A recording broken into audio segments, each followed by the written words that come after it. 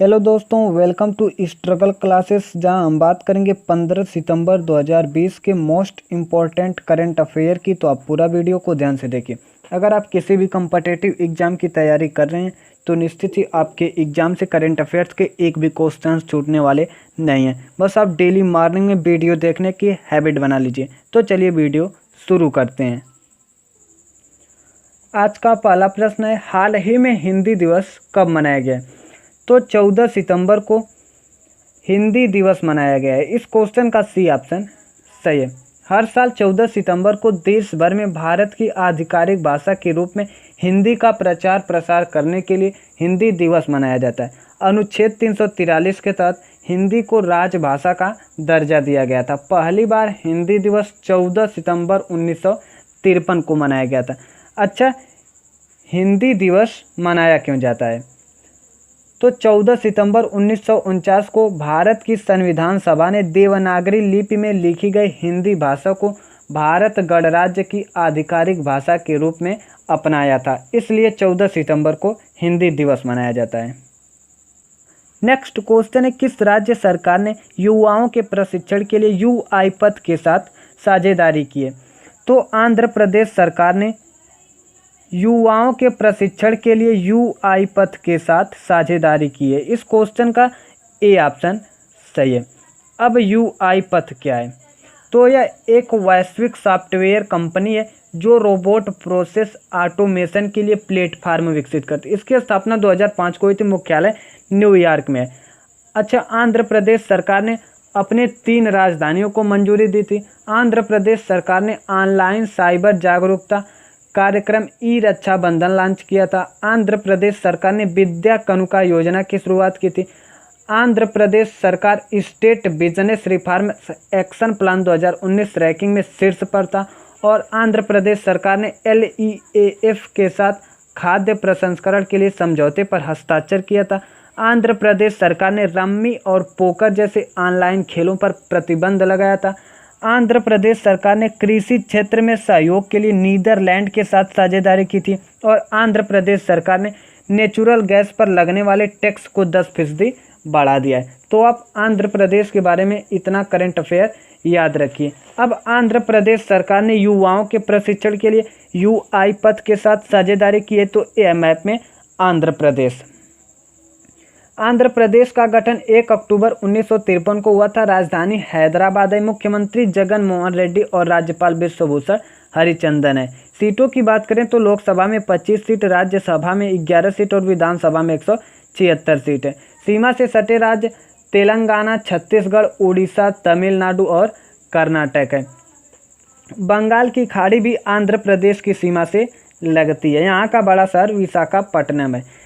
National park Shri Venkateswara national park, इसकी स्थापना 1989 को हुई थी। राजीव गांधी नेशनल पार्क, इसकी स्थापना 2005 को हुई थी। पापी कोंडा नेशनल पार्क, इसकी स्थापना 2008 को हुई थी। राज्य चिन्ह की बात करें तो राजकीय भाषा तेलुगु है। राजकीय प्रतीक पूर्णकुंभ है। राजकीय पशु चिंकारा है। राजकीय पक्षी नीलकंठ है। राजकीय पेड़ नीम है। राजकीय खेल कबड्डी है।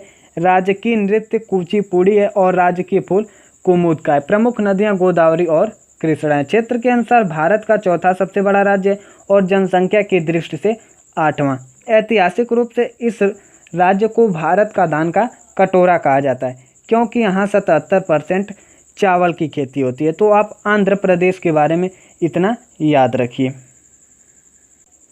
नेक्स्ट क्वेश्चन है, केयर ने चालू वित्त वर्ष में भारत की GDP कितने % रहने का अनुमान लगाया है? तो केयर ने चालू वित्त वर्ष में भारत की GDP -8.2% रहने का अनुमान लगाया है। इस क्वेश्चन का बी ऑप्शन सही है। अच्छा, इसके पहले मूडीज ने वित्त वर्ष 2021 में भारत की GDP -11.5% रहने का अनुमान लगाया था। और क्रिसिल ने -9% रहने का अनुमान लगाया था। अब केयर ने चालू वित्त वर्ष में भारत की GDP -8.2% रहने का अनुमान लगाया था।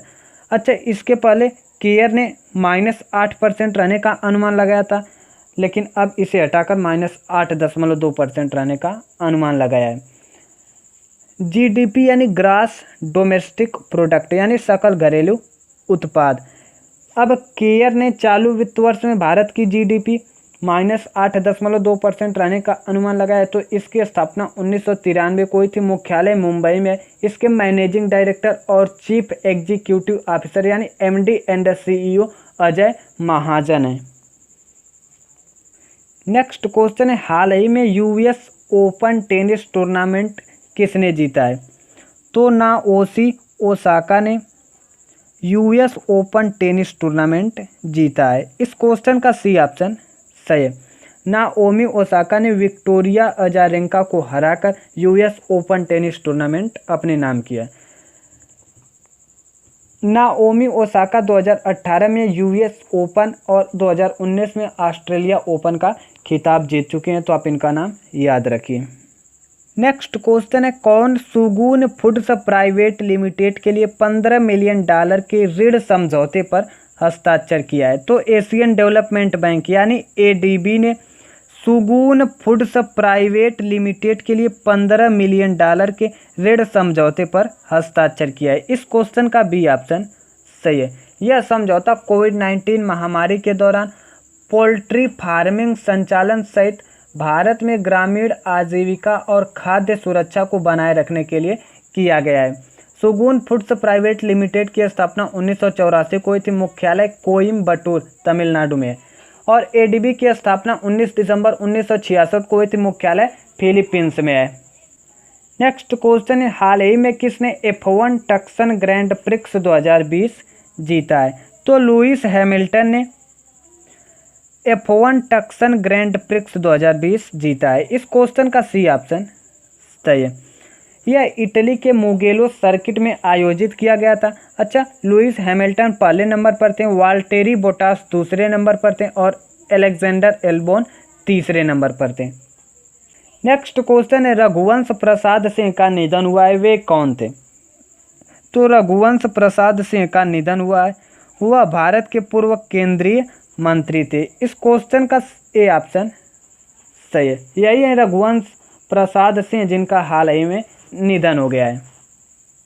नेक्स्ट क्वेश्चन है, हाल ही में US Open men's tennis tournament 2020 किसने जीता है? तो डोमिनिकन थिएम ने US Open men's tennis tournament 2020 जीता है। इस क्वेश्चन का ए ऑप्शन सही है। ये ऑस्ट्रिया के खिलाड़ी हैं और यह इनकी पहली जीत है। नेक्स्ट क्वेश्चन है, हाल ही में किसने आसियान रीजनल प्लेटफार्म में भारत का प्रतिनिधित्व किया है? तो V Muralidharan ASEAN regional platform में भारत का प्रतिनिधित्व किया है। इस क्वेश्चन का सी ऑप्शन सही है। अच्छा, आसियान क्या है?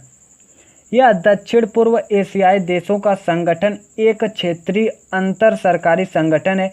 यह संगठन अंतर सरकारी सहयोग को बढ़ावा देता है और अपने सदस्यों और अन्य एशियाई राज्यों के बीच आर्थिक, राजनीतिक, सुरक्षा, सैन्य, शैक्षिक और सामाजिक सांस्कृतिक एकीकरण को प्रोत्साहित करता है। इसमें 10 दक्षिण पूर्व एशियाई देश शामिल हैं: Indonesia, Thailand, Singapore, Malaysia, Philippines, Vietnam, Myanmar, Cambodia, Brunei और लाओस। नेक्स्ट क्वेश्चन है, भारत और किस देश ने द्विपक्षीय 2+2 अंतर सत्रीय बैठक का आयोजन किया है? तो भारत और अमेरिका ने द्विपक्षीय 2+2 अंतर सत्रीय बैठक का आयोजन किया है। इस क्वेश्चन का सी ऑप्शन सही है। बैठक के दौरान दोनों पक्षों ने रक्षा, सुरक्षा और विदेश नीति क्षेत्रों में द्विपक्षीय संबंधों में प्रगति और विकास की समीक्षा की। अब भारत के साथ अमेरिका ने द्विपक्षीय 2+2 अंतर सत्रीय बैठक का आयोजन किया है। तो ए मैप में अमेरिका की राजधानी वाशिंगटन डीसी है। मुद्रा अमेरिकी डॉलर है और राष्ट्रपति डोनाल्ड ट्रंप आए। नेक्स्ट क्वेश्चन है, सिटी ग्रुप की पहली महिला सीईओ कौन बनी है? तो जेन फ्रेजर सिटी ग्रुप की पहली महिला चीफ एग्जीक्यूटिव ऑफिसर यानी सीईओ बनी है। इस क्वेश्चन का ए ऑप्शन सही है। सिटी ग्रुप यह दुनिया की सबसे बड़ी सेवा नेटवर्क है। इसका मुख्यालय न्यूयॉर्क में है। नेक्स्ट क्वेश्चन है, ASCI के नए अध्यक्ष कौन बने हैं? तो सुभाष कामनाथ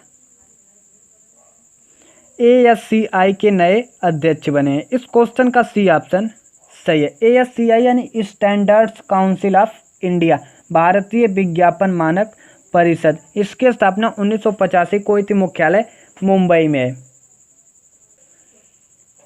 अगर वीडियो अच्छी लगी हो तो वीडियो को लाइक कर दीजिए, चैनल पर नए हो तो चैनल को सब्सक्राइब कर लीजिए, बगल में बेल आइकन के बटन पर क्लिक कर लीजिए ताकि अगली वीडियो की नोटिफिकेशन आप तक पहुंच सके।